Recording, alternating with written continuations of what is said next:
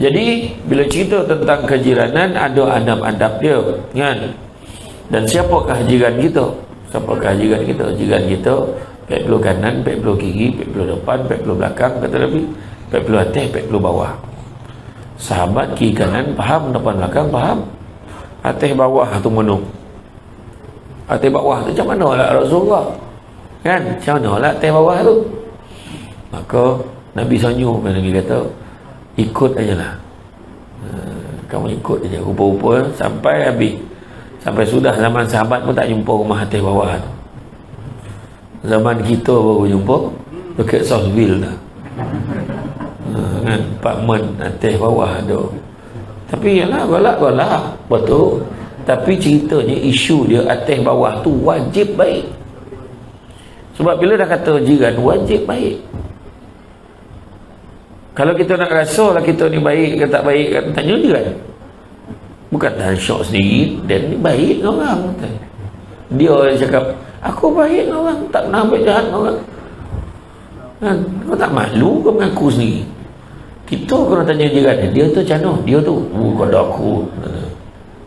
Dia tu macam mana? Tak ada. Surau tak nak datang. Dia tu, dia malam ni aku nampak muka. Dia Samsul Debat datang, contoh lah. Kalau tidak, tak datang lah. Dia dah mau datang, sekali datang dulu lah. Jauh ada kan, senang kalau balik pun tak pasal. Ramai kan sampai ke jalan. Ramai malam ni. Alhamdulillah, kan? Sian perempuan. Saya pandang tak ada lah perempuan belakang. Tak baik perempuan tu kita tanggung. Orang tu dulu cakap lah, kan? Tapi itu dah jiran. Maknanya Nabi sebut nak ukur keimanan kita ni bukan dengan kita sendiri cakap, bukan kita sendiri yang letak grade, tapi kita boleh muhasabah. Kita boleh muhasabah, aku dengan jiran aku macam mana hari ni, aku tanya tak khabar dia, aku tegur tak dia. Kita boleh tanya, tapi nak tahu penilaian yang sebenar kena tanya jiran tu. Sebab Nabi sebut apa? Sesungguhnya dia tidak beriman, dia tidak beriman, dia tidak beriman. 3 kali Nabi ulang. Apa cer? Sahabat menanya, siapa dia Rasulullah? Orang yang menyebabkan tetangganya tidak merasa aman dengan kejahatannya. Makna kalau jiran kita tak suka dengan kita, tak beriman lah, macam tu lah, tak kira lah apa masalah. Tetapi dalam satu perkara yang lain, Imam Al-Ghazali kata salah satu adab dengan jiran apa dah? Salah satu adabnya adalah bersabar dengan karenah jiran. Itu juga adalah adab dengan jiran. Jiran ada yang baik perangai, dia tu tak campur orang, rupanya kita kena faham dia. Dia memang macam tu, dia marin mak ayah semua dengan dia sesama di hutan. Tak nak campur orang, dia campur dengan boruk, dengan babi hutan campur. Jadi dia tak biasa campur dengan orang. Ada orang macam tu. Mungkin dia dengan ayah ni jenis macam, kan ada orang dulu yang jenis yang macam askar tu lah, askar kan, dia berpindah gandah, kejap kampnya, kejap kesnya, kejap negara sini, kejap pergi sini. Tapi dia campur ramai kawan, tapi ni dia tak campur orang. Contoh mungkin dia kerja kat Jabatan Perhutanan, rumah kotor dalam tu ayah pegawai, kiri kanan hutan, Jabatan Hutan. Kat sekolah pun baru jumpa orang. Itu pun banyak dah balik lah. Mak cakap jangan kawan dengan orang tu, orang semua tak elok dah. Contohlah, dia tak biasa campur dengan orang, contoh. Jadi kita kena faham kan, kita kena faham dia macam tu. Dia memang macam tu, dia memang daripada kecil tak biasa campur dengan orang. Habis macam mana? Pergi rumah dia, kita mana kita ziarah mana? Ziarah rumah, ular todong, ular apa semua dia bolol. Ada orang macam tu, dia kawan dengan binatang ni. Manusia ni menyakitkan hati tu. Ayat kan. Contoh kan. Jadi makna kata pentingnya dalam bab kejiranan ini, Islam menggariskan dengan jelas mengenai tata cara hidup dengan meletakkan akhlak dan adab sebagai panduan. Tu dia adab tajuk kita hari ni. Akhlak dan adab sebagai panduan. Penting adab dengan akhlak ni. Tu sebab Buya Hamka kata, hidup kalau sekadar hidup, babi di hutan pun hidup. Kerja kalau sekadar kerja, kera di hutan pun bekerja. So kena beza lah di hitungan babi hutan dengan koro tu, macam tu lah. Habis itu babi hutan ni nak menyondol, sondol tak ada bagi salam lah. Assalamualaikum, sondol dia mana ada. Koro kan dia nampak pisang dia boleh balun, mana-mana buah-buah mah orang tu pun dia peduli ambil baru kan koro. Tapi kita ni ada adab kan, kita ni ada adab.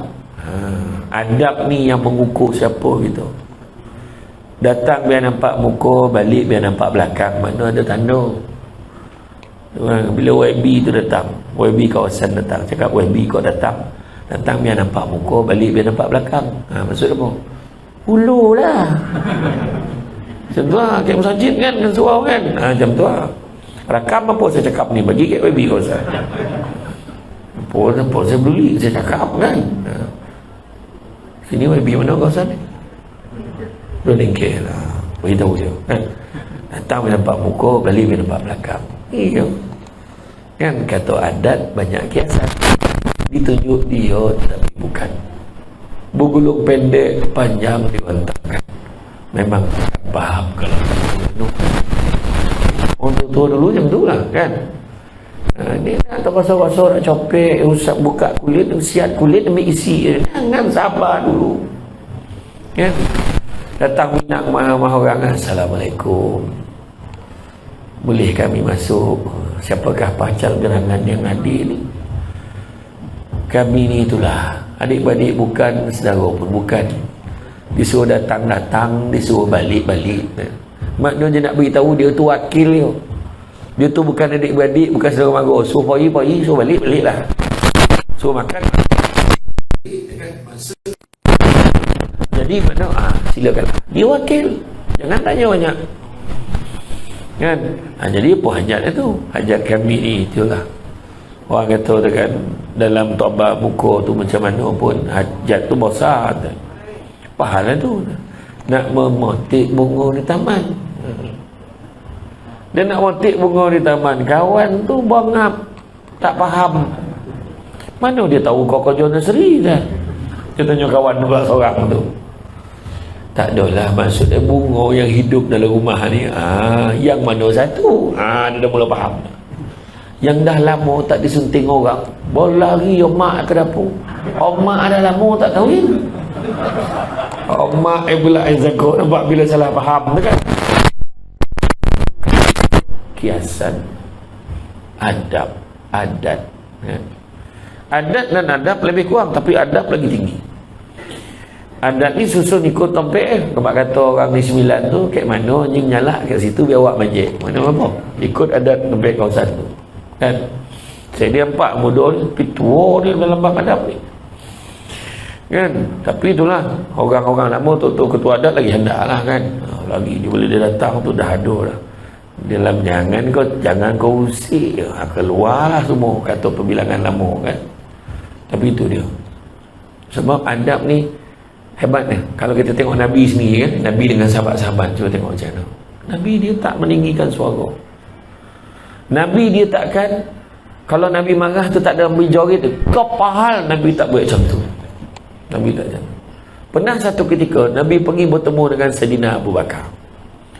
Nabi jumpa dengan Sayyidina Abu Bakar, berak dengan Sayyidina Abu Bakar. Tengah berak tu datang seorang Arab Badui. Arab Badui itu datang, dia hamun dengan Sayyidina Abu Bakar. Pumpam semua dia bagi. Sayyidina Abu Bakar tengah berak dengan Nabi ni, bangunlah. Bila dia bangun, dia pandang Arab Badui itu, senyap Arab Badui itu. Bila Arab Badui itu senyap, Sayyidina Abu Bakar duduk, disambung balik. Nabi senyum tengok Sayyidina Abu Bakar. Arab Badui itu dia masuk second round pula. Dia kutuk lagi, pumpam dia bagi kat Sayyidina Abu Bakar. Bila dia bagi kat Sayyidina Abu Bakar, Sayyidina Abu Bakar bangun kali kedua, second round, pandang saya lagi, senyap Arab Badui. Bila senyap, Sayyidina Abu Bakar duduk, sambung berbual dengan Nabi. Dia masuk, dia campur, dia sambung balik tu kutuk tu. Dia maki sekali lagi Sayyidina Abu Bakar. Kali ni Sayyidina Abu Bakar tak boleh tahan. Dia bangun kali ketiga, dia balik cacian pada Arab Badui tu. Segala binatang yang ada kat kebun, daripada unta sampai kambing semua sabut dia. Bila dah sabut tu, Nabi bangun, Nabi tinggalkan Sayyidina Abu Bakar tanpa memberi salam. Masa tu Sayyidina Abu Bakar dia kerja Nabi, sebab dia tahu kalau Nabi bangun tak bagi salam tu asal marah aku. Kita dapat tak macam tu. Kita kalau ada seorang bangun dia tak bagi salam, bangun terus balik, kita akan cakap sikit perut. Kita takkan pandang dia marah. Selagi penampar tak sampai kat muka kau, kau tak tahu dia marah kau. Betul kan? Itu level kita. Tapi Nabi kalau bangun tak bagi salam, bayangkan macam tu keadaan. Adab Nabi marah pun ada adabnya. Ada cakap. Tu sebab selalu saya beritahu dekat semua orang, nak marah boleh marah, tapi cara kita marah. Kadang kita marah dengan orang, tapi kita marah macam mana? Depan orang ramai kita marah dia. Kan? Kita tegur orang tu depan. Kau tu tak, kau ni salah. Contoh imam baca salah, contohlah. Ada imam baca, contoh dia baca Fatihah tak betul. Dia kata, "Mam, macam mana Mam jadi imam ni, Fatihah pun baca tak betul?" Itu bukan tegur, kata Sayyidina Umar. Kata Sayyidina Umar, kalau kamu nak menegur, jangan menegur secara khalayak, sebab itu bukan menegur, tapi itu adalah menjatuhkan maruah. Kalau kita rasa kita pandai, kita rasa kita nak berbetulkan, "Mam, boleh tak kita jumpa sekejap?" Macam mana? Jomlah, ada bono nak bincang. Bono tadi saya dengar Fatihah Mam tadi. Kenapa? Rasa yang tu bacaan tu ada sikit kena betulkan. Yang mana satu? Nampak? Kan? Sebab halus dah tu. Ini nampak apalah kau budak lepas kau tahu tu, dah kena marah. Sebab adab dia. Nampak? Jadi Nabi tak. Jadi bila Sayyidina Abu Bakar tadi sambung cerita tadi, Sayyidina Abu Bakar dia kerja Nabi, "Ya Rasulullah, apa salah aku ya Rasulullah? Terangkan pada aku, jangan biarkan aku keliru." Dia kata, "Wahai Abu Bakar, tadi waktu Arab Badui itu datang dikutuk kau macam-macam. Kau bangun, kau pandang dia dan kau bersabar. Dan kemudian kau duduk, kau sambung berbual dengan aku. Aku tersenyum. Kenapa? Karena aku nampak seramai-ramainya malaikat mengelilingi kamu dan mendoakan kesejahteraan kamu sebab kamu bersabar." Kali kedua bila dia sambung marah lagi, kau bangun dan kau pandang dia, dia berhenti, dan kau duduk, kau sambung berbual dengan aku tersenyum kerana aku lihat bertambah-tambah malaikat yang datang mendoakan kesejahteraan kamu disebabkan kesabaran kamu. Tapi apabila kamu bangun, kamu balas cacian dan makian orang itu, pada ketika itu aku terlihat bagaimana malaikat mencaci kamu, meninggalkan kamu, dan tempat mereka digantikan dengan syaitan dan iblis. Mereka mengelilingi kamu dan menghasut kamu. Maksud tu syaitan, apa lagi? Bagi lagi syaitan bagi. Dia suruh dihasut lagi. Itu sebab aku tinggalkan kamu tanpa memberikan salam. Itu sebab perasan tak bila kita marah orang. Kita marah-marah, lepas tu kita dah balik rumah bila dah rodon. Kenapa lah aku cakap macam tu tadi? Kita baru sadar kan? Kita ambil semayang, Allah, tak patut aku cakap macam tu tadi. Nampak tak? Sebab itu kena hati-hati. Ini cerita adab.